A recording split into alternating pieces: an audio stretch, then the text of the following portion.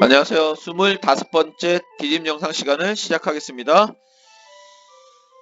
자, 이번 시간에는 저번 시간에 이어서 소선거구제와 중대선거구제에 대해서 좀 더 구체적으로 살펴보는 시간을 갖도록 하겠습니다. 자, 소선거구제는 한 선거구에서 한 명을 뽑는 거고, 중대선거구제는 한 선거구에서 여러 명을 뽑는 거라고 얘기했습니다. 자, 그래서 그 특징을 보면은, 특징은 소선거구 같은 경우에는 다수당에 굉장히 유리하겠죠. 다수당에 유리하고 좀 규모가 큰 정당에 유리하고 이거는 어 양당제를 촉진 두 당만 살아남을 수 있는 그런 가능성이 크죠. 우리나라 같은 경우에는 어 더불어민주당과 미래통합당 이 두 당이 다수당이라고 볼 수 있겠죠. 이 두 당에게 좀 더 유리한 그런 제도다 이렇게 얘기할 수 있겠네요. 지역적 인물의 당선 가능성이 높다. 그에 비해서 중대선거구제는 소수당에 유리하고 그 다음에 다당제를 촉진할 가능성이 있다. 좀 더 다양한 정당이 의석 어, 의회에 진출할 수 있는 가능성이 커진다. 이렇게 얘기할 수 있겠네요. 선거구가 넓어서 전국적으로 지명도가 있는 인물에게 유리하다. 이렇게 얘기할 수 있습니다. 자, 그리고 소선거구제의 장단점을 살펴볼게요. 소선거구제는 중소정당의 난립을 막아서 조그만 정당들이 의회에 다양하게 진출하는 것을 막아서 정치적 안정에 유리하고 선거구당 후보자 수가 적어 유권자의 후보자 파악이 쉽다라는 점 이런 점도 장점을 둘 수 있겠네요. 한 선거구의 범위가 좁기 때문에 어, 선거 관리와 선거 운동에 대한 감시와 단속이 편리하다는 장점이 있습니다. 소선거구제는 어떤 단점이 있냐면은 여러 후보자 중 한 사람만 당선되기 때문에 그 나머지 표는 뭐가 되는 거죠? 의미 없는 표가 되는 거죠. 그래서 사표가 많이 발생한다라는 단점이 있습니다. 그리고 정당별 득표율과 의석률의 불일치가 심하게 이루어지기 때문에 과대대표 또는 과소대표 문제가 발생한다는 단점이 있습니다. 어, 그리고 양당제를 촉진해서 주요 정당 후보에게 유리하여 소수당이나 신인 정치인이 의회에 진출할 수 있는 가능성을 희박하게 만든다는 그런 단점이 있습니다. 그에 비해서 중대선거구제는 여러 후보 중 2명 이상이 당선되기 때문에 사표가 적다라는 거, 그리고 후보자 선택의 폭이 넓어서 국민의 다양한 의사가 반영될 수 있다는 장점이 있습니다.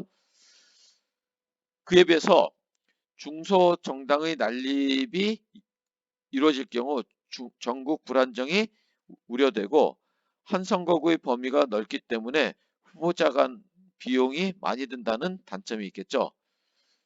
그리고 선거구당 후보자가 많아서 유권자의 후보자 파악이 어렵고 당선자 간 득표율의 차이로 동일 선거구 내에서 투표 가치의 무슨 문제? 그렇죠. 차등 문제가 발생할 수 있다는 얘기했습니다. 이것이 클 경우에는 평등 선거의 원칙에 위배될 수도 있다라는 얘기를 했습니다. 예를 들어서 어떤 선거구에서 2명을 뽑는데 자, 한 명은 10만 표를 얻고 당선되고 자, 2위 당선자가 만약에 10,000표를 얻어서 당선되면은 그 동일 선거구 내에서 투표 가치의 차이가 굉장히 심하게 되는 거죠. 그런 의미에서 이런 어떤 평등 선거 원칙이 위배된다라고 얘기할 수도 있겠습니다. 자, 그래서 여기 좀 더 알아보면 소선거구제와 사표에 대해서 500명의 의원을 선출하는 총선거에서 A당이 유효 투표의 26%, B당과 C당의 25%, 그 다음에 D당이 24%를 득표했을 때 각 정당이 득표율에 따라 상응하는 의석수를 차지하는 경우 A당은 500석 가운데 130석을, B당과 C당은 125석을, D당은 120석을 차지할 수 있었습니다. 유권자의 의사가 의회 의석 배분에 정확하게 반영된 거죠. 자, 이 득표율에 따라서 의석률이 정확히 반영됐을 때는 이런 의석수를 갖게 되는 거죠. 그런데 500명의 의원을 500개의 선거구에서 각각 한 명씩 선출하는 소선거구제가 적용 적용되기 때문에 모든 선거구에서 A당의 후보가 26%, B당과 C당이 25%, D당이 24%를 득표했다라고 가정하면 불과 1, 2%밖에 득표 차가 이루어지지 않지만은 이 500석 모두를 A당이 차지하는 좀 극단적인 그런 사례지만은 그런 결과가 초래될 수도 있다라는 얘기죠. 이와 같이 소선거구제는 과다한 사표를 발생시키고 거대 정당에게 굉장히 유리한 다수당에게 유리한 그러한 결과를 초래할 수도 있다라고 얘기할 수 있습니다. 그래서 사표가 많이 발생한다는 것이 소선거구제의 어떤 문제점이다 이렇게 얘기할 수 있겠네요. 자, 아까 어, 과대대표, 과소대표 이런 얘기 나왔었죠? 자, 과대대표, 과소대표 이런 얘기가 나왔었는데 소선거구제에서 자, 과대대표라는 거는 크게 내가 받은 거에 비해서 크게 대표되고 있다는 거죠. 이거는 뭘 의미할까요? 의석률이 높은 걸 의미할까요? 득표율이 높은 걸 의미할까요? 그쵸? 바로 내가 받은 득표율에 비해서 의석률이 높을 때 과대대표되었다. 이렇게 얘기하는 거죠. 과소대표는 뭘까요? 과소대표는 내가 받은 득표율에 비해서 의석률이 지나치게 낮은 걸 얘기하는 거죠. 자, 이런 경우를 바로 과소대표라고 얘기합니다. 바로 소선거구제 같은 경우에는 이런 과대대표와 과소대표가 이루어질 수 있다는 얘기를 할 수 있겠네요. 자, 그 다음에 73쪽 학습지 73쪽으로 가겠습니다. 학습지 73쪽에는 자, 대표 선출 방식과 관련돼서 다수대표제와 그 다음에 비례대표제에 대한 설명이 나와 있습니다. 함께 살펴보도록 할게요. 자, 먼저 다수대표제는 뭘까요? 다수대표제는 가장 많은 표를 얻은 후보자 한 명만을 당선자로 결정하는 방식이 바로 다수대표제입니다.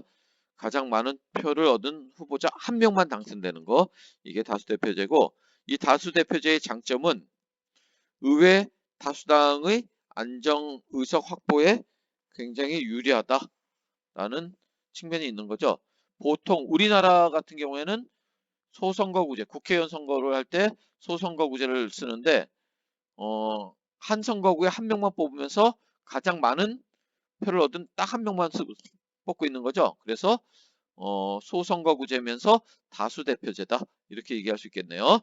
자, 장점은 금방 얘기했듯이 전국 안정에 유리하다 이런 측면이 있고, 단점은 군소 정당에 소속된 후보자들이 당선되기 굉장히 어렵죠. 우리나라에서는 그래서 국회의원들이 어, 다수당 말고 다른 어떤 소수당 국회의원들이 어, 지역구 선거에서 의회에 진출한다는 것이 굉장히 어려운 일이죠.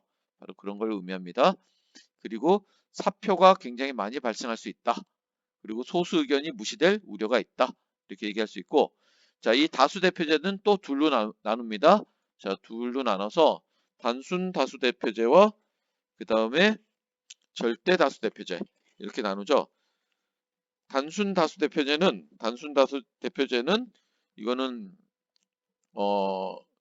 총 유효 투표수 중 가장 많은 표를 획득한 후보자가 당선되는 방식입니다.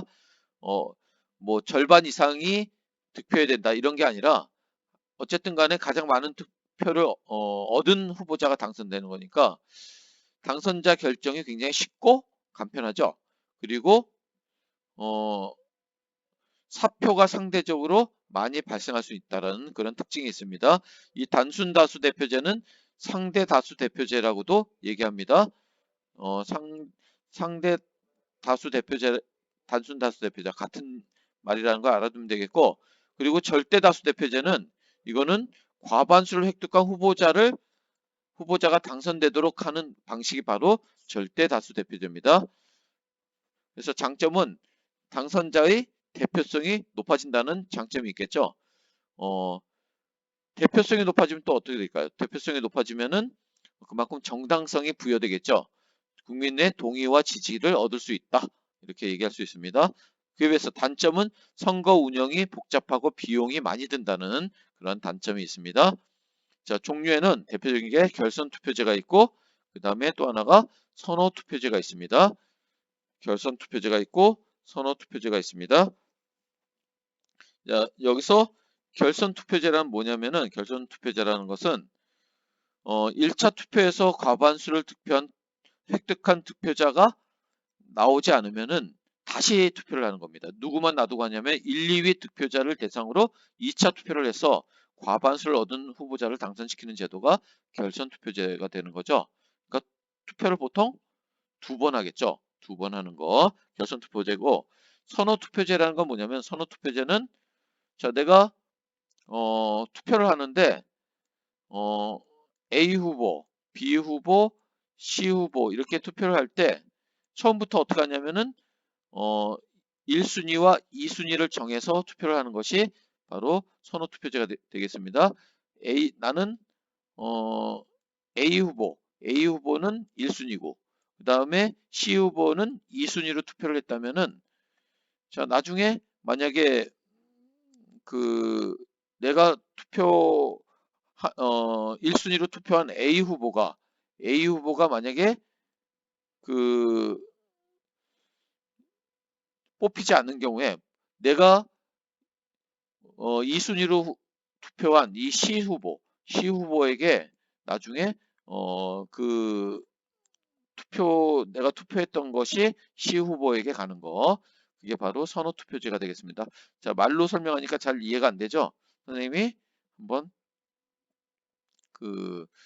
요 수능 특강에 있는 문제인데 요 문제를 가지고 다시 한번 설명할게요.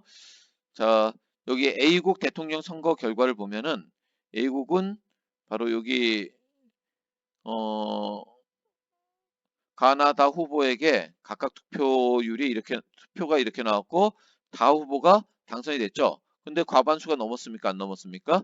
안 넘었죠. 그러니까 여기서 다 후보는 어떤 방식에 의해서 이루어진 거죠? 선거가. 그쵸, 바로 단순 다수 대표제. 단순 다수 대표제에 의해서 이루어진 거고, 자, 우리나라 대통령 선거가 바로 이런 방식으로 이루어지는 거죠. 자, 다시 말하면 총 유효 투표 중 가장 많은 투표를 획득한 후보가 그냥 당선되는 거.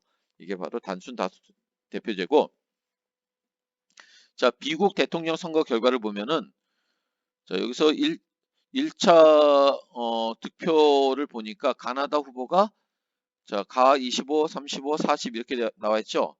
자, 여기서 보면은 어 여기서 과반수가 없죠? 과반수가 없어서 1위인 다와 2위인 나가 다시 투표를 해서 과반수 그를 넘긴 나 후보가 당선되는 거. 이게 바로 뭘까요? 결선 투표제입니다. 자, B국은 결선 투표제. 절대 다수 대표제 중에서 결선 투표제. 그다음 C국은 자, 1차 집계 이렇게 됐는데, 자, 가장 낮은 그런 1차 집계가 나온 가 후보를 배제를 시키는 거죠. 그럼 가 후보와 관련돼서 어, 가 후보에게 찍었던 그런 사람들 중에서 2차 2선호인 사람들이 있겠죠. 자, 봤더니 저기 나 후보에게는 20, 그 다음에 다 후보에게는 5표가 있네요. 이게 바로 여기에 합산되는 겁니다. 합산돼서 이렇게 결과가 나왔죠. 그래서 나 후보가 당선되었다. 이렇게 얘기할 수 있죠. 이게 바로 선호투표제가 되겠습니다. 선호투표제. 자, 이상 마치겠습니다.